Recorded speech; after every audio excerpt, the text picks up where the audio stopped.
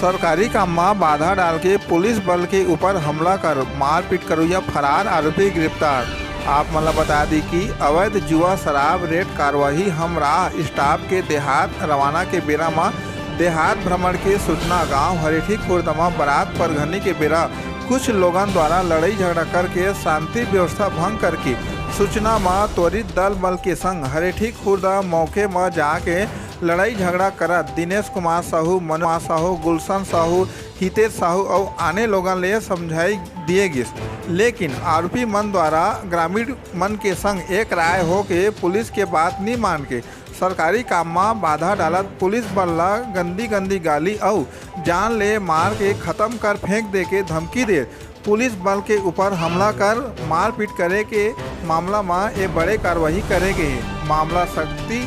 जिला के हसौद थाना के सीजी पंचायत न्यूज ने सुधा वाले के खास रिपोर्ट। गांव देहात के हर छोटे छोटे समाचार पर हमारे चैनल ला लाइक और सब्सक्राइब जरूर कराओ।